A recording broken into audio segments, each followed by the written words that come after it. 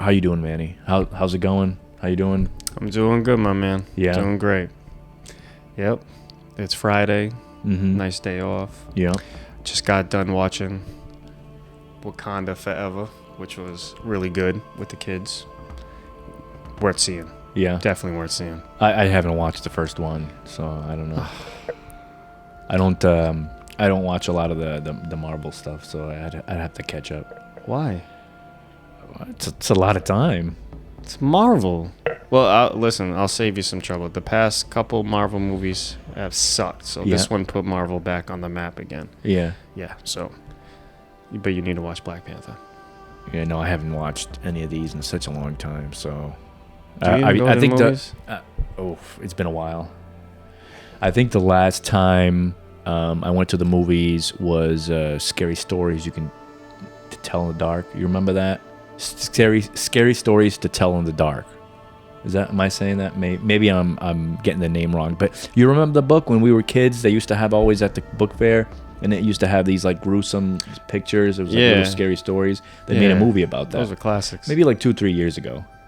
That's the last time I went to the movies. Why? You can get everything at home. Why go out to the movies? But listen, nothing's. Then you gotta cry about there's no more movie theater. No, you need. Listen, you're gonna be the reason why these movie theaters close down because you're watching TV at home. I can watch it at home. No, like a movie like Marvel movies or DC or Godzilla movies. You need that on a big screen. Top Gun. Yeah. Top Gun. You can watch in the movie theater. You have to watch those movies in a movie theater. Yeah, it's an experience. It's just the whole thing with the Marvel. It's just they spit one right after the other, and so many of them out. It's just how do you even find the time to keep up with all these movies? I hardly watch TV anymore. You watch one at a time. Simple, right? Simple. But I guess. Hey, but you know what? These days, people don't have the time. Actually, here. So I was just thinking about off topic. Yeah. So you're talking about people don't have time or the money or whatever to go to the movies, right? Uh-huh. So something really bothered me this past week. How rental properties are going up, right? They've been going up for a while, yeah. Yeah, I think it has a lot to do with the train, right?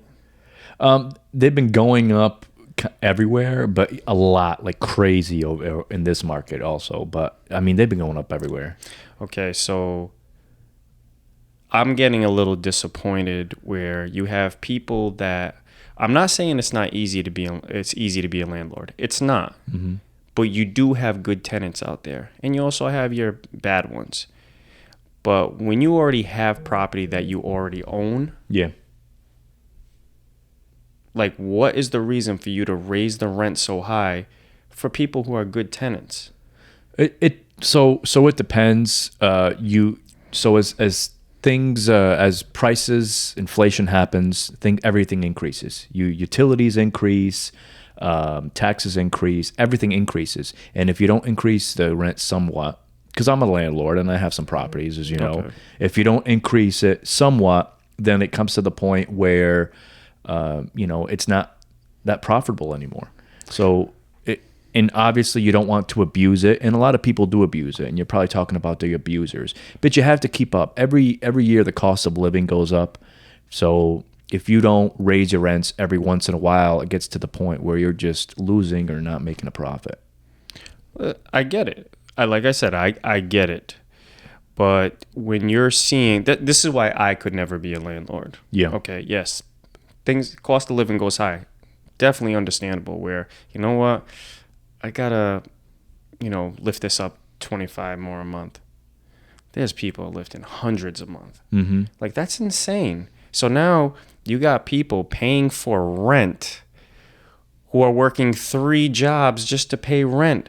They're paying for a place that they're never there for. So that, to me, that bothers me. And someone, I put this in a post, and someone said, no emotions involved. It's all business. I get that. It is business. But if you're talking about a single mother or a single father with kids, who already don't have time, you're definitely taking away more time away from their families. And like even Christmas, like Christmas is around the corner. Mm-hmm. Someone put a post called "The Rent That Stole Christmas." I thought that was funny, but yet not funny.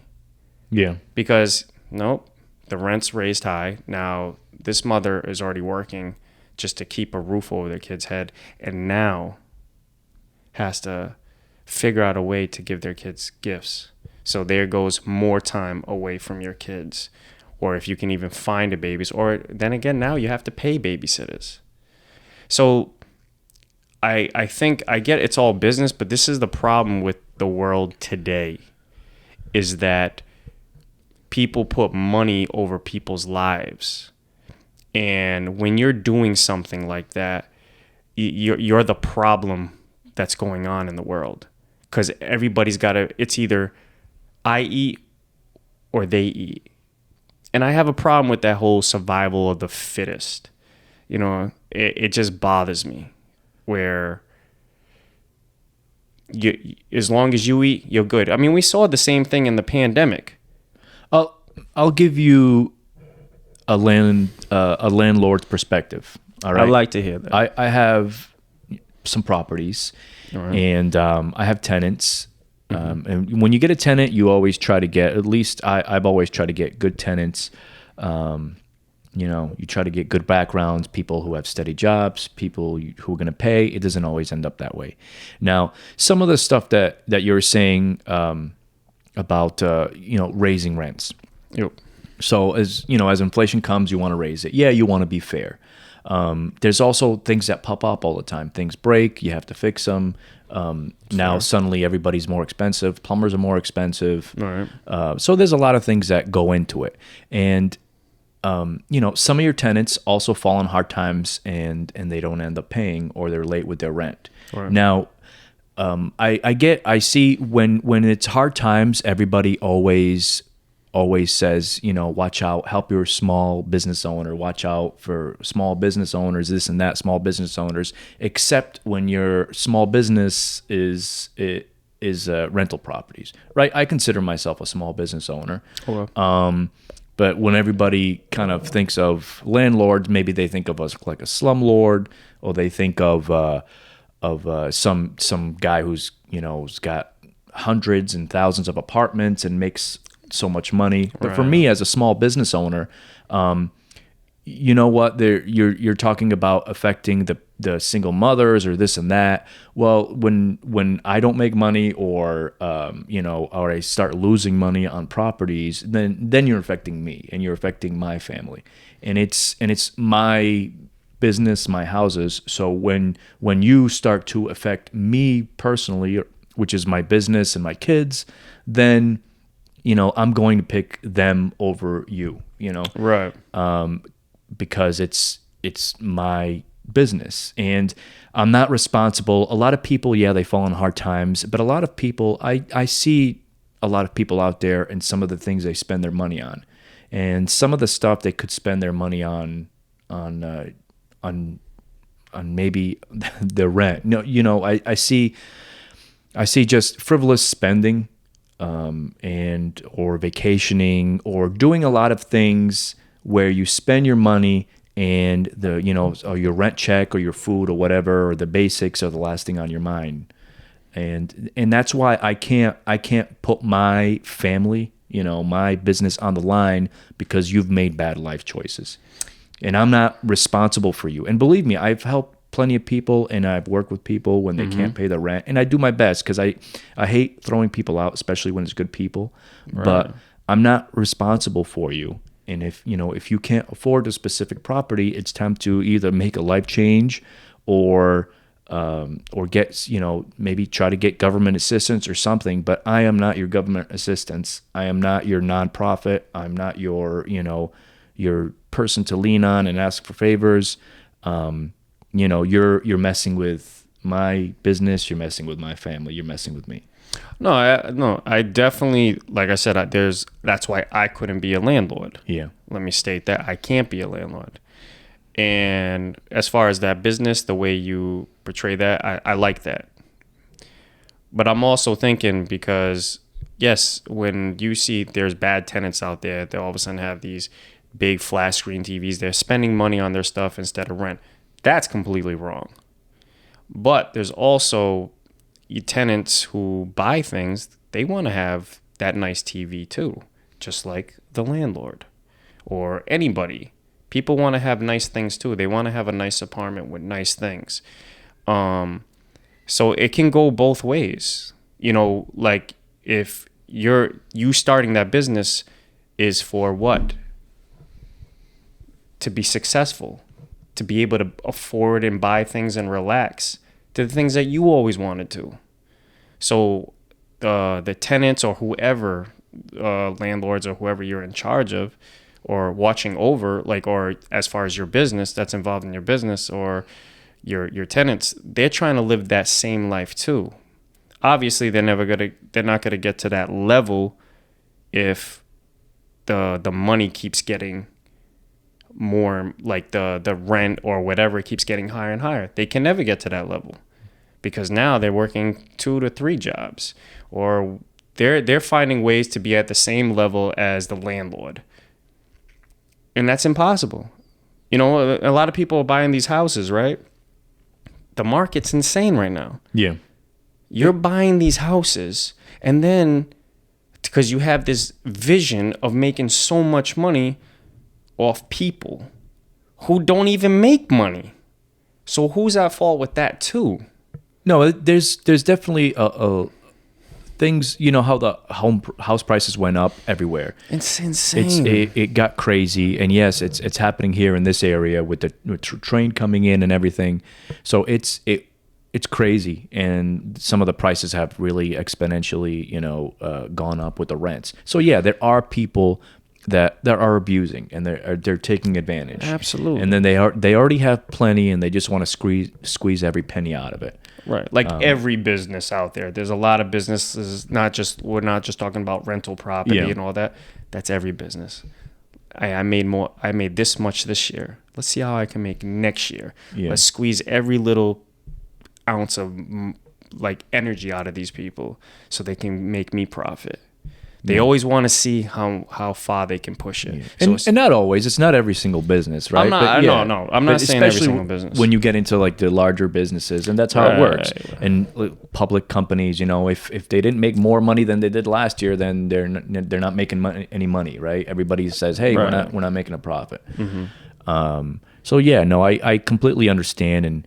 And are we entering a recession? Are we in a recession? Are prices going to go down? One thing about real estate is that it never really goes down. It'll go down for a while, but it keeps going up and up, right? It may get flat, go down a little bit, but it just goes up. Right. And then the people's wages, right? That goes up really slow. Yeah. So everything goes up on my check. Yeah. It goes down really slow. It's kind of crazy that how little wages go up compared to like especially home prices. And kind of everything else, right? So there is obviously there's a lot of people complaining about nobody wants to work anymore, nobody wants to work hard, but I think we're in a time right now where there has to be like a big restructuring of how we work, how we think about work.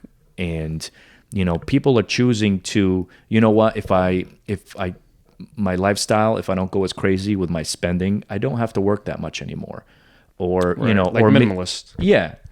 Or I can or I can choose to buy fewer things and go crazy, work a little less. Or maybe I can choose a job I really enjoy when I go to work every day that kind of makes me happy, make a little less.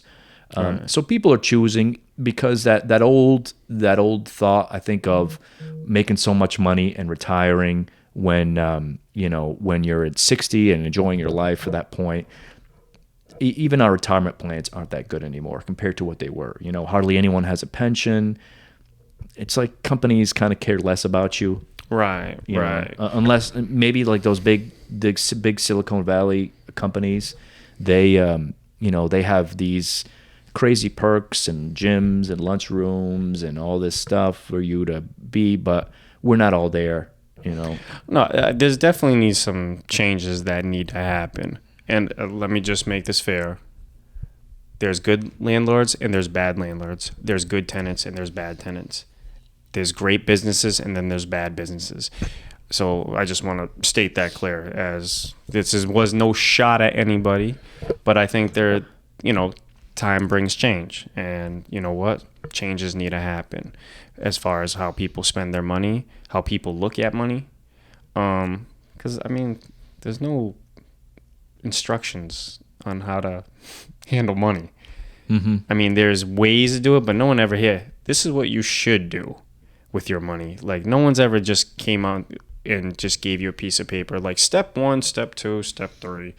No, you kind of have to figure that out on your own. Yeah. So, and see, that this is where my mind's always been at. It's like, okay, what can I do? But whatever I do might affect somebody else. So, like, the pandemic was probably the number one situation where I just realized how selfish people can get. So I'll tell you a story. I went into Family Dollar. This is when the whole toilet paper situation happened. Now it's not $1, it's $1.25 now. $1.25. Go ahead. So, toilet paper everybody was losing out on toilet paper. So I went to Family Dollar. They just restocked. So I went there and grabbed one package. And the lady came over to me and she's like, you can grab 4. You're allowed to grab 4. I said, why am I going to grab 4? All I need is one package. I said, what about the next family? Mm-hmm. And the lady stopped and looked at me. She's like, you're the first person who ever did that. And that's not me bragging about myself. I got in shock that other people are not thinking like that. Like, why would you be selfish about your family? What about other people's family? It's not just about you. It's about other people. Now, in all fairness, probably the person that I helped out with toilet paper probably wouldn't have done the same thing for me. But I think that's the problem. And the pandemic showed me that. When people were going to market, stealing, taking shelves of meat, not thinking about the next family that needs to eat. Mm-hmm.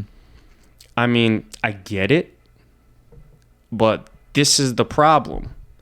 And I think the pandemic showed me that. As far as out of everything, it showed me that as a situation like, wow, something is wrong with this world. And yeah, I want to have a lot of luxury with whatever I do with my life. I want to be able to go on vacations and spend lots of money on different things. But then again, if I do it, it might affect something else. Like, I'm not all about like me.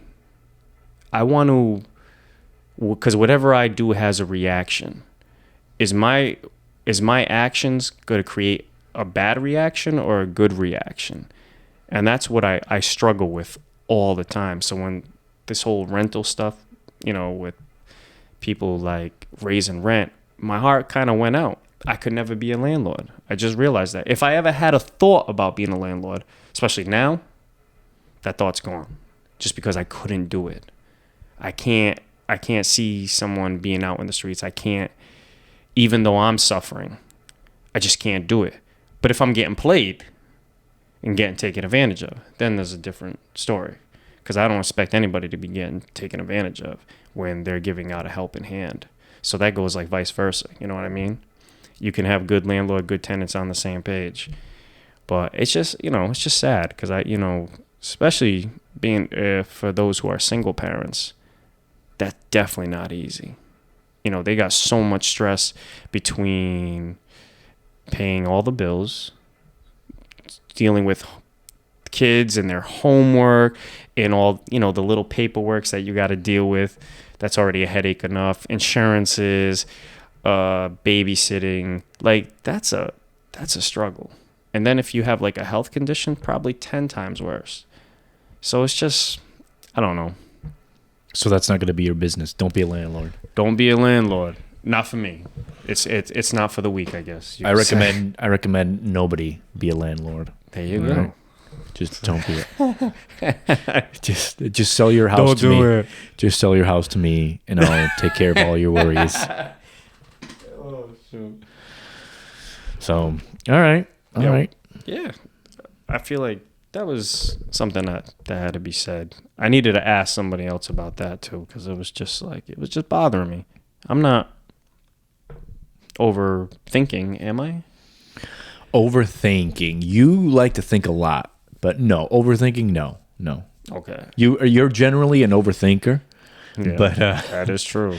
but no, I mean you have some good points. I just thought I'd give you some perspective from my end, and that it's kind of just not the evil landlord all the time. It's the just your small business owner, just trying to survive like the rest of us.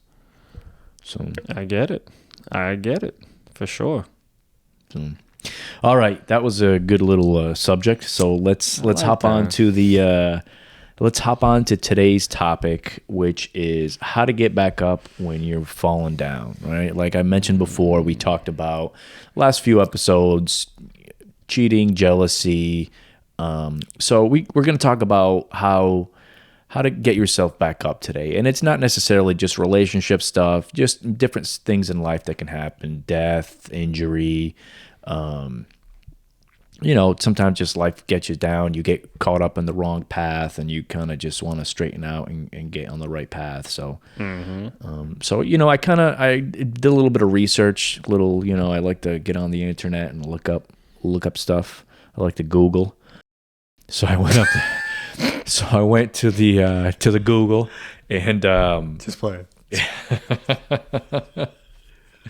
I went to Google and I kind of found a bunch of topics, and I broke it down into two main categories. And then the subcategories they're almost interchangeable. All right. So my first main category is staying positive. All right. And that's kind of a big thing about when you're down is if you kind of get negative and you get negative thoughts in your head, and you think negative and you start doing negative things, and I think I think we all know there's a correlation of what you think and what your mind and what you say and to like what actually happens in your life. Mm-hmm. I think that's kind of been proving is I know it sounds corny, just stay positive, be positive, but that kind of really works. So my first one here is avoid negative thoughts. All right. And I think, when I've been down before in the past, I think that's one thing I notice is if you start thinking about the negative thoughts of whatever kind of has gotten you down, it puts you in a bad mood, and it kind of gets you down. You kind of start going down the wrong road with your thoughts. And I've done that in the past before where it's, you start thinking negative, and then you're like, oh, hold on a second. Why am I going down this path? So I've caught myself doing that in the past, and I've kind of changed it into where I try to put a positive mindset instead of going down the negative. And that's kind of, that's one of the things that I've done before, and that's avoid negative thoughts. Think of things that are positive in your life. That's one of the things also is, all right, what's good? All right, this certain thing happened in my life. What are the good things in my life? Like you think about your family, you think about, Manny joining the podcast. What are the good things in my life? Good friends. Yeah. So that's kind of one thing that really, will help out. And you say, we talked about friends, and that's one of the things here is, talking to or finding people, loved ones, people that are positive in your life. That's kind of another thing that'll get back up. Yeah, for sure. Like there's random people specifically that I go to ask for like advice. One of them's my cousin Chris. I kind of always looked at him like as a big brother more than a cousin. And you just go after people. Well, growing up, right? Especially as a man, right? As a boy, in my life, see, my father had trouble being a father. So growing up, you're looking for other male figures to kind of like replace that emptiness that you need. So, and what does a father do? A father is supposed to be there to give advice to their kids. Whatever they've been through, they pass it down like, hey, this is the way to go. Don't go this way, go that way. So Almost like instructions for life, right? yeah. Yeah. You know, because they've done it first. And I've always chased that father figure type. So like my Uncle John was a father figure to me. Mr. Dolan, father figure to me. Who would ever think that a teacher from middle school stayed in my life for so many years to help me out and guide me? I mentioned my cousin Chris. I also looked up to a very close friend of mine, Damien, who is also like a brother to me, who gave me advice on. I was looking on how to be a man and how to stay positive and how to stay strong. So friends and people you may know, obviously I go to my mother. I don't always agree with a lot of things she says, but she always ends up being right. You know, there's one thing that I've taught about I actually just mentioned this today, that I tell my kids. I said, that's fine. You don't have to listen to me. But life is eventually going to make you listen to me. So the way I look at it, my mother has always been right. Every time I think that she's wrong at certain aspects, she ends up being right. So, yeah, I go after the ones who, because my mother's always inspired me. I already told you her number one rule that she always gave me is never play victim. You know, so, you know, as far as like people, friends, family, absolutely. You gravitate those who've been through it all and can still show you the way. You know, I would definitely do friends, family. Yeah. Good. Yeah, and what you were saying about the influences in your life, that's important, especially growing up. You know, it's kind of like an instructions manual in life. And I remember I'm lucky to have, you know, both parents. I was lucky to have both parents growing up. Mm-hmm. And I remember, you know, my dad used to always give us some sort of like life speech as he would drive us to school in the morning, you know. And he'd drop each one of us off. He'd, you know, give some talk about whatever it is, birds and the bees, whatever it was. It was a lot of times it was on the way to school. So that's one thing I remember. So, you know, definitely lucky to have that. What's the life speech? I gotta hear one. You gotta give me one. Maybe some other time. No, but I mean, it's true. Like, you know, and some of my mom's speeches are corny in ways, but I mean, you always think your parents are corny, right? You always think they're lame. Yeah. Your kids must think you're lame, I'm sure. No, they know I'm cool. Yeah, listen. You're definitely lame in their eyes. Listen. No. My son, we were in school and some teacher was yelling at him for something. And I forgot what it was. And the teacher warned he was going to talk to the mother. And she's like, I know your father, and your father would care about this situation. He said, nuh-uh. He says, my father's gangster. And I'm like, that came from my son. I was like, so my son knows what's up. He knows what's up. All right. I mean, but it is kind of true. I think as like your parents were cool then, but they're not cool now.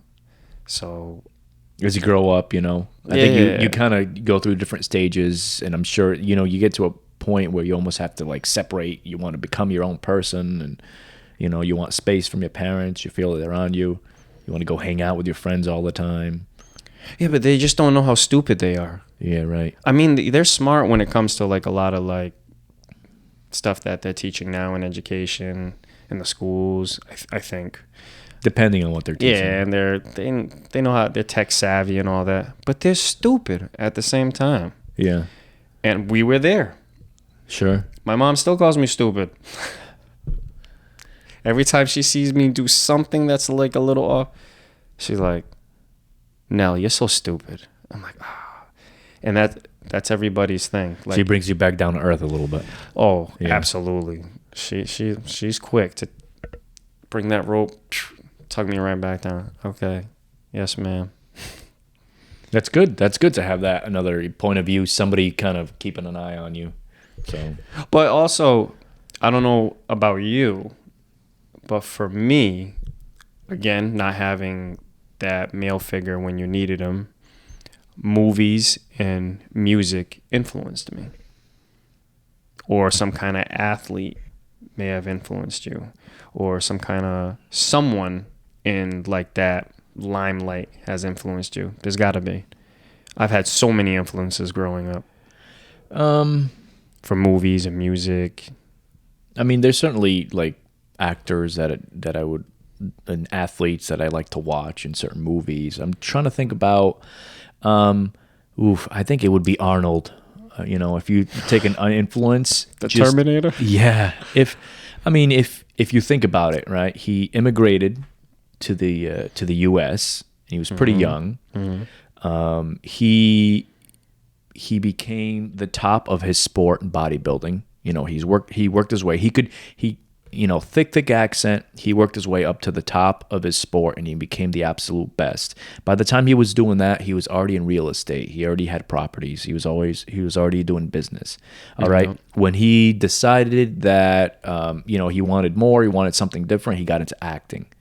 When he got into acting, again, never looked like nobody had ever looked like before, right? Yeah. Just this big, huge guy, thick accent. He got into acting. He got to the top of the acting world, all right? He was making millions of dollars per movie. At one point, he was the highest paid grossing actor. And then he decided, once he got bored with that, he decided he wanted to get into politics. All right? Then he became the governor of California. If the laws were different in the U.S., he would have become president.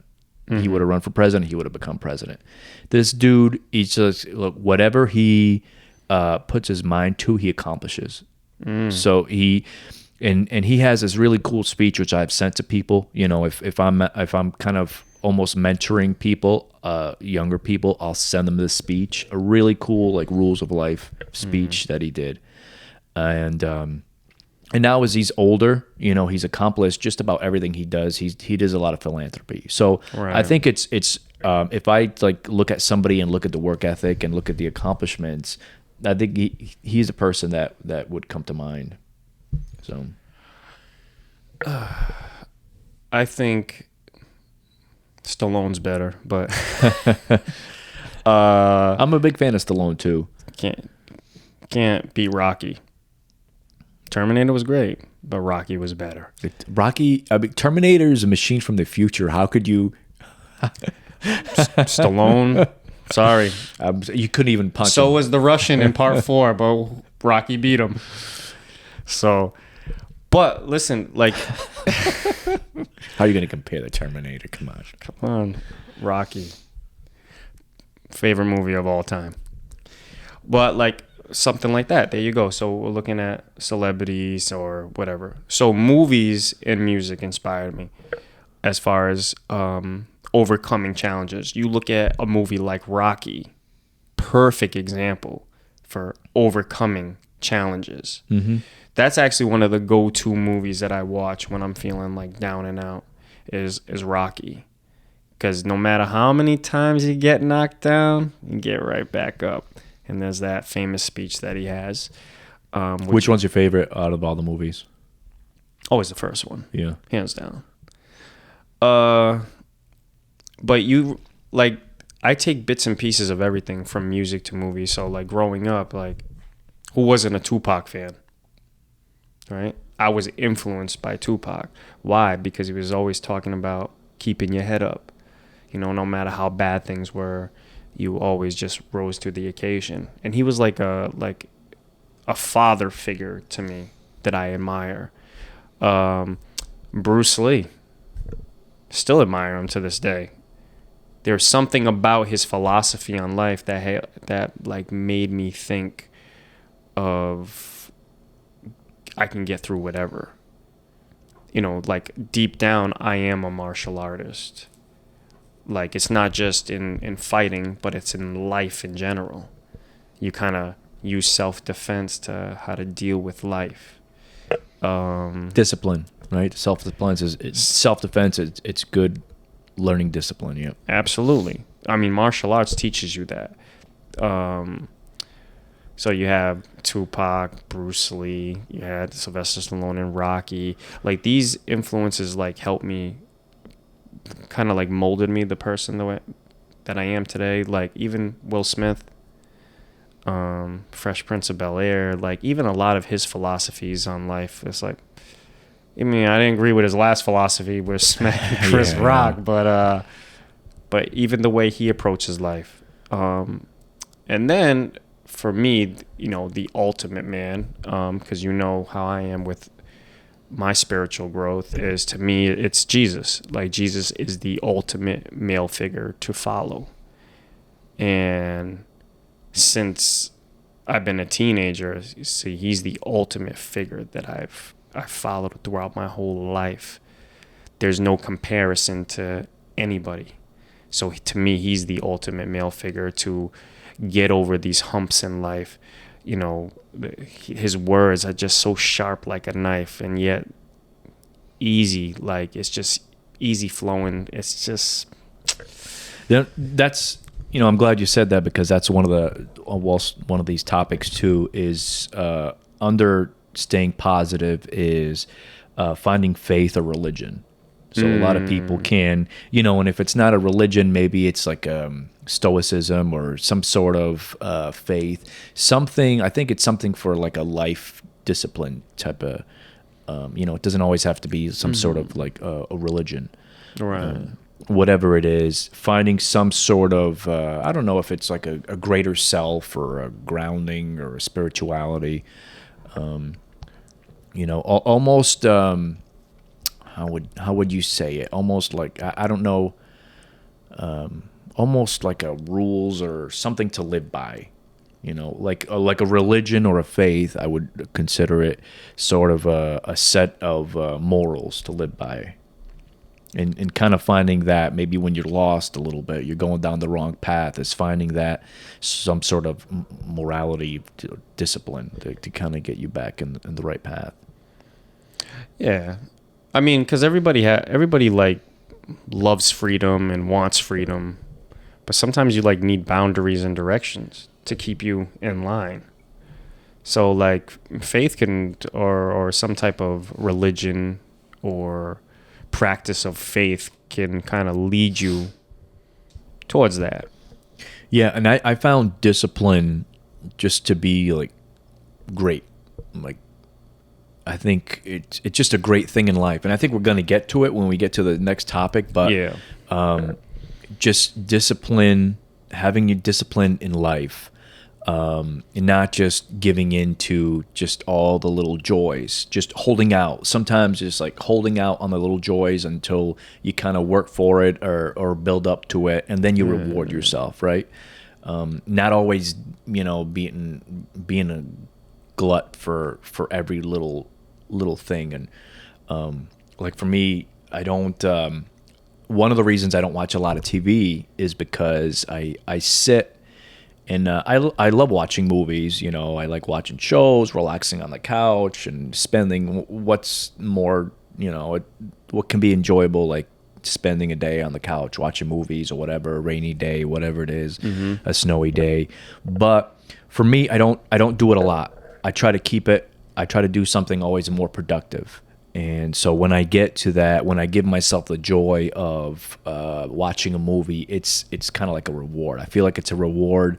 I feel like I earned it, and I'm okay because I'm not doing it all the time. I've been productive at other points where, you know, I feel better doing it. And it's sort of like that discipline. And that's just one example. There's a lot of examples, and you can have discipline when you're spending money, you know, with your eating habits. There's a lot of stuff you can do, but that's kind of one example. And kind of jumping from the faith and religion, the next one here is... Let me, before you Go ahead. jump into the next one. So you're talking about discipline, and that's one thing that most religions and faith teaches, just discipline. That's one thing that what I learned from Jesus is discipline. You got to really think about it. So the way of life, and this is, my belief, the way of life became life. It became an image, a mentor, something to look at. So when I look at the way of life, it is which he also proclaimed too, that he is the way of life. So the way of living became living and showed us how to live. So there is discipline involved. There's love, patience, kindness, slow paced. There's a lot of things that I learned from Jesus himself, just by people who witnessed what he was doing, and they try to follow that same mentality of how to get over this hump, get over this pain, get over the struggle, because life is hard, but there is a way. There always will be a way, and he always claimed to be the way. So that's where I get most of my biggest influences, through him, because like you just were saying, discipline. I learned that from him. Kind of avoid these certain things, because these are the same things that bring you down. The same things that we chase after are the same things that bring you down. And that takes a lot of discipline, like we talked in our last one, when it comes to marriage. You really, really got to be disciplined to not try these other quote unquote meals out there. Yeah. Stick to your meal at home. You need discipline for that. Because if you don't, but go ahead. What's your next thing? Go ahead. All right. You're always thinking about eating those extra meals. All right. Hungry. No, I'm not. So the next one here I'll jump into is learn to live in the moment. All right. Learning to live in the moment. To me, that topic is not dwelling on those negative things in the past. Mm-hmm. Is to enjoy what you're living now, and also it's not not only not dwelling in the past, but not fearing the future so much, where you're just all you're doing is thinking about the future, kind of where you forget your present, where you are. You forget that the moments that you're living are like that quote from The Office, right? Have you used to watch The Office, where I think it's Andy that says something like, "Oh, I wish there was a way where that you would know that you're like living the good old days." I completely butchered that quote. Maybe I'll put it in the comments, but it's like, you always look back and you think, "Oh man, those were the good old days." And you forget sometimes that you're in those times. You're not. You got to live where you enjoy the present moment where you are, and not just be so worried about the future, so worried about just anticipating all the fear, all these things to come, and just live in the moment. And it could be simple things like spending time with your kids, or just sometimes putting work away, where you're just concentrating on what you're doing and enjoying yourself, instead of always thinking about maybe the next day at work or what you have to do. You're just you live for that moment. You go on whatever it is. You go picking pumpkins with the kids, and you live through that moment. You live in that moment. You're not thinking about, oh, after this I have to do that, or I have to go do the dishes or the laundry. No, you enjoy that moment. You don't just it's not just like a step to get through life. It's that journey. Enjoy the journey. And that's a lot of the times people forget it. and same thing we talked about getting old, and retiring or whatever. You got to enjoy the journey. You can't just, because you'll reach that goal and you realize that it's like, okay, where has this, where have I spent all my time? So you really got to enjoy that journey. And to me, that's what that learning to live in the moment is all about. Living in the moment, that takes practice and a lot of discipline. I think, because that's not an easy thing too. Like, say if you get like a diagnosis of something wrong with you, what's the first thing you think of? You're already thinking of the future. You're already thinking of horrible things that are happening that are not even happening yet, or something happened at your job. You're already thinking of the negative things that that quote unquote might be coming, but might not. Right, might be coming. Yeah, might be coming. So you start assuming these things. So these are things that you have to take practice in. So one thing I've learned in boxing is you have to be in that moment. Your head can't be here, there. It has to be there in the moment, or you're going to get socked. And even if you did, you have a chance to counterpunch it.